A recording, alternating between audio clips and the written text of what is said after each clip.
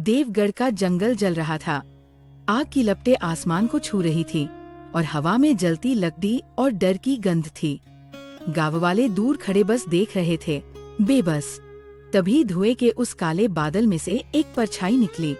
वो कबीर था। बिना एक पल सोचे वो आग की उस भट्टी में कूद गया। कुछ देर बाद जब वो वापस लौटा तो उसकी बाहों में एक बेसुध जिस्म था।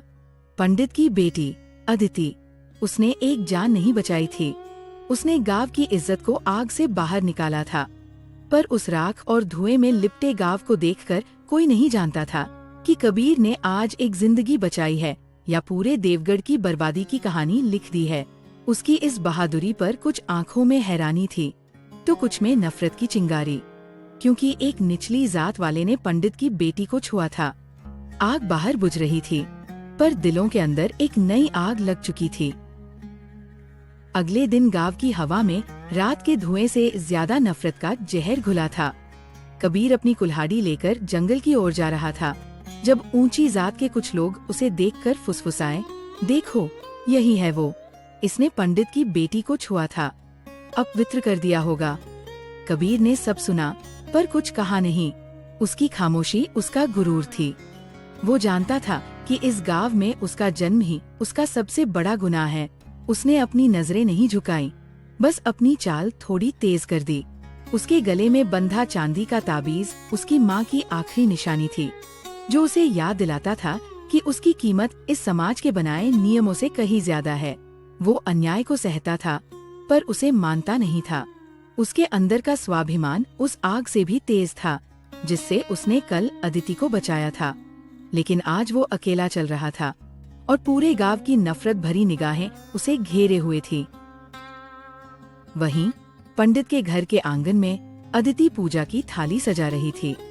आंगन को गंगाजल से धोकर पवित्र किया गया था। हर कोना बेदाग सफेद था।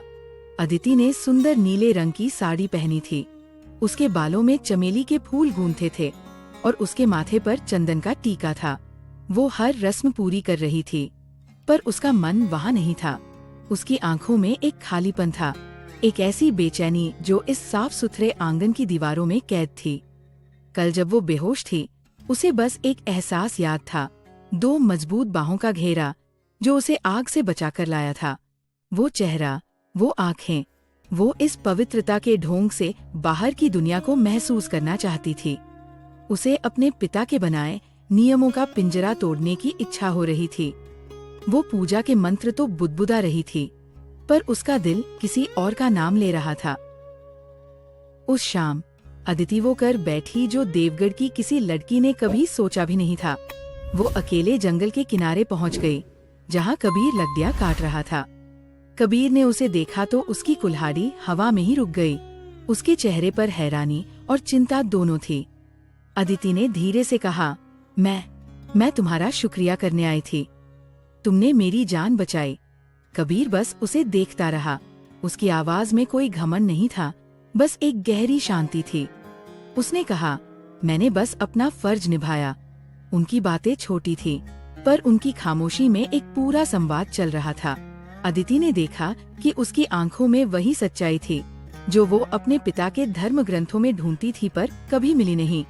कबीर ने देखा कि उसकी आंखों में डर नहीं, एक अजीब सी हिम्मत थी। एक चिंगारी जो उन दोनों के बीच लगी थी अब धीरे धीरे सुलग रही थी और ये आग समाज की हर दीवार को जलाने की ताकत रखती थी। यहाँ मिलना ठीक नहीं है, कबीर ने चारों तरफ देखकर कहा। अगर किसी ने देख लिया तो उसकी बात अधूरी रह गई, पर अदिति मतलब समझ गई थी।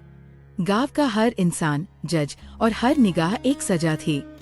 पर अदिति के मन से डर निकल चुका था।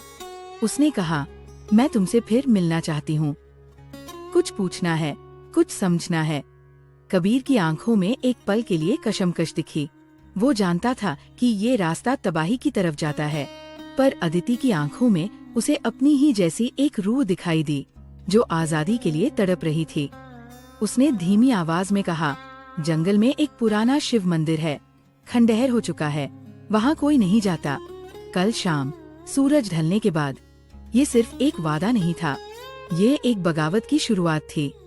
उस पल उन दोनों ने मिलकर एक ऐसी दुनिया बनाने का फैसला कर लिया था जिसमें जात और धर्म की दीवारें नहीं थी। एक ऐसी दुनिया जिसे वो दोनों जानते थे कि देवगढ़ कभी स्वीकार नहीं करेगा। वो टूटा हुआ शिव मंदिर उनका अपना स्वर्ग बन गया। वहाँ समाज की नजरें नहीं थीं, सिर्फ काई लगी पत्थर की मूर्तियां थीं जो खामोशी से उन्हें देखती थी। उन गुप्त मुलाकातों में उन्होंने एक दूसरे की दुनिया को जाना। कबीर ने अदिति को जंगल के राज सिखाए, कैसे पेड़ों की उम्र पता चलती है, कौन से पंछी का क्या मतलब होता है। उसने अदिति को दिखाया कि प्रकृति किसी में भेद नहीं करती, और अदिति ने कबीर को उन किताबों की कहानियां सुनाई जो उसने छिपकर पढ़ी थी। उसने उसे बताया कि दुनिया देवगढ़ से कहीं ज्यादा बड़ी है और इंसानी जज्बात हर नियम से ऊपर होते हैं। धीरे धीरे उनका रिश्ता शुक्रिया और हैरानी से बढ़कर मोहब्बत में बदल गया। उस खंडहर में दो अलग अलग दुनियाओं से आए इंसान एक हो रहे थे। उनका प्यार उस जंगली फूल की तरह था जो पत्थर का सीना चीर कर खिलता है, जिसे किसी माली की जरूरत नहीं होती। पर मोहब्बत और धुआं ज्यादा देर छिपते नहीं। अदिति का शाम को टहलने जाना सरपंच भानु प्रताप की नजरों में खटकने लगा था। वो अपनी बड़ी बड़ी मूंछों पर ताव देते हुए सोचता, पंडित की बेटी इतनी पाक साफ है तो अकेले जंगल में क्या करती है। उसकी छोटी चालाक आंखों में शक का कीड़ा कुलबुला रहा था। वो अदिति को अपनी बहू बनाकर गांव की धार्मिक और राजनीतिक ताकत को एक करना चाहता था। कबीर उसके लिए सिर्फ एक निचली जात का लड़का नहीं था, बल्कि उसकी सत्ता के रास्ते का कांटा था। उसने अपने दो आदमियों को हुक्म दिया, उस लड़की पर नजर रखो। वो कहाँ जाती है, किससे मिलती है, मुझे सब पता चलना चाहिए। गांव में कानाफूसी का बाजार गर्म हो गया। हवा में जहर घुलने लगा था और अदिति और कबीर के छोटे से स्वर्ग पर खतरे के बादल मंडराने लगे थे। अफवाहें पंडित के कानों तक भी पहुंच गईं। एक रात उन्होंने अदिति को आंगन में रोक लिया। उनकी आवाज में हमेशा वाली नरमी नहीं, बल्कि एक सर्द सख्ती थी। अदिति, गांव में तुम्हारे बारे में बातें हो रही हैं। लोग कहते हैं कि तुम उस लड़के से मिलती हो। अदिति का दिल जोर से धड़कने लगा। उसने नजरें झुकाकर कहा, पिताजी, ऐसा कुछ नहीं है, मैं तो बस। उसकी आवाज कांप रही थी। वो झूठ नहीं बोल पा रही थी। पंडित ने उसकी आंखों में सच देख लिया। उनका चेहरा गुस्से और दुख से लाल हो गया। याद रखना, तुम किसकी बेटी हो। हमारी इज्जत, हमारा मान, सब तुमसे जुड़ा है। अगर इन बातों में जरा भी सच्चाई है तो तुम अपने इस पिता का मरा हुआ मुंह देखोगी। ये एक चेतावनी नहीं थी, ये एक फैसला था। अदिति के लिए सफेद आंगन की दीवारें अब और भी ऊंची और दम घोंटू हो गई थी। भानु प्रताप को अपने आदमियों पर भरोसा नहीं था। उस शाम वो खुद जंगल में गया। पत्तों के पीछे छिपकर उसने वो देखा जिसने उसके खून में आग लगा दी। अदिति और कबीर पुराने मंदिर की सीढ़ियों पर बैठे थे। वो हंस रहे थे, बातें कर रहे थे। उनकी दुनिया में कोई डर नहीं था। भानु प्रताप ने देखा कि कैसे अदिति की आंखें कबीर को देखते हुए चमकती है। उसने देखा कि कैसे कबीर अदिति को किसी देवी की तरह सम्मान दे रहा है। ये सिर्फ मिलना जुलना नहीं था, ये इश्क था। एक ऐसा इश्क जो भानु प्रताप के सारे मंसूबों को खाक में मिला सकता था। उसने आगे बढ़कर उन्हें रंगे हाथों पकड़ने की बजाय अपनी जगह पर ही रुक गया। उसके शैतानी दिमाग में एक ज्यादा खतरनाक योजना बन रही थी। सबूत इकट्ठा करो और फिर तमाशा बनाओ। उसने फैसला कर लिया, वो इस कहानी को पंचायत में खत्म करेगा, जहां पूरा गांव उसका गवाह बनेगा। अगली सुबह देवगढ़ की नींद पंचायत के ढोल की आवाज से खुली। भानु प्रताप ने आपातकालीन पंचायत बुलाई थी। जब लोग बरगद के पेड़ के नीचे इकट्ठा हुए तो उन्होंने देखा कि कबीर को दो लोग घसीटते हुए ला रहे हैं। उसे पेड़ के तने से बांध दिया गया। भानु प्रताप गरजते हुए बोला, आज देवगढ़ की पवित्रता पर हमला हुआ है। इस नीच जात के लड़के ने पंडित जी की बेटी को अपने प्रेम जाल में फंसाकर हमारे धर्म को भ्रष्ट करने की हिम्मत की है। भीड़ में से गुस्से की आवाजें उठने लगी। कोई पत्थर उठाने की बात कर रहा था, कोई उसे गांव से निकालने की। कबीर चुपचाप खड़ा था। उसकी आंखों में डर नहीं बल्कि नफरत थी, इस अन्याय के लिए, इस खोखले समाज के लिए। पंडित जी सिर झुकाए खड़े थे, जैसे उनकी सारी दुनिया लुट गई हो। देवगढ़ का इंसाफ का तराजू आज एक तरफ पूरी तरह झुका हुआ था। इसकी सजा मौत है, भानु प्रताप चिल्लाया। भीड़ गुस्से में आगे बढ़ी। वो कबीर को खत्म करने के लिए तैयार थे। तभी एक पतली लेकिन बुलंद आवाज गूंजी, रुको। सबने मुड़कर देखा। भीड़ को चीरती हुई अदिति सामने आ रही थी। आज उसकी आंखों में कोई डर, कोई शर्म नहीं थी। उसने कोई सुंदर साड़ी नहीं, बल्कि एक साधारण सूती साड़ी पहनी थी, पर आज वो किसी रानी से कम नहीं लग रही थी। वो सीधे पंचायत के बीच में आकर खड़ी हो गई।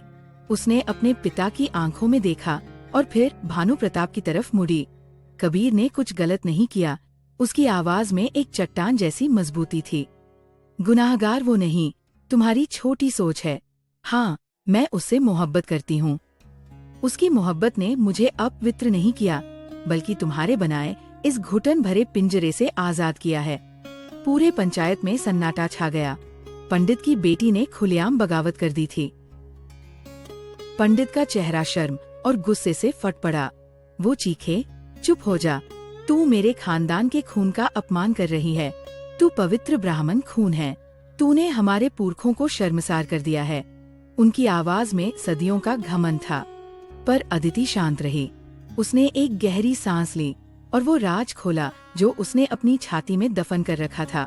नहीं पिताजी, उसकी आवाज एकदम साफ और स्थिर थी। आप गलत है। मैं आपके खून की नहीं हूँ। एक पल के लिए हवा भी रुक गई। अदिति ने आगे कहा, मेरी माँ ने मरने से पहले मुझे सच बताया था। मैं आपकी बेटी नहीं हूँ। मैं एक गरीब कलाकार की बेटी हूँ, जिसे मेरी माँ मोहब्बत करती थी। आपने समाज के डर से मुझे अपनाया था ताकि आपका सम्मान बचा रहे। एक भयानक खामोशी छा गई। पंडित की पवित्रता का पूरा महल एक पल में ढह गया। भानु प्रताप का सबसे बड़ा हथियार, जात और खून की शुद्धता, उसी के हाथ में फट गया था। उस खामोशी के बीच अदिति कबीर के पास गई और उसने अपने हाथों से उसकी रस्सियां खोल दी। कबीर ने उसकी आंखों में देखा और उसे वहाँ पूरी दुनिया मिल गई। देवगढ़ के लोग अभी भी सदमे में खड़े थे। उनका धर्म, उनकी परंपरा, उनकी नफरत सब बेमतलब हो गई थी। अदिति ने कबीर का हाथ थामा। बिना किसी की तरफ देखे, बिना एक शब्द कहे, वो दोनों पंचायत के बीच से निकल गए। वो गांव की सीमा की तरफ बढ़ रहे थे, अपनी पुरानी जिंदगियों को पीछे छोड़कर। किसी ने उन्हें रोकने की हिम्मत नहीं की। उनका भविष्य अनजाना था, रास्ता मुश्किल था, पर वो अब आजाद थे। उन्होंने देवगढ़ को नहीं छोड़ा था, देवगढ़ की सोच को छोड़ा था। उस दिन जंगल के उस पुराने शिव मंदिर पर जब सूरज की पहली किरण पड़ी, तो लगा जैसे सदियों बाद पत्थरों को भी सांस आई हो। एक नई कहानी शुरू हो चुकी थी। तो दोस्तों, ये कहानी आपको कैसी लगी, हमें कमेंट करके जरूर बताएं। अगर आपको ऐसी कहानियाँ पसंद आती है तो कृपया वीडियो को लाइक करें और हमारे चैनल को सब्सक्राइब करें।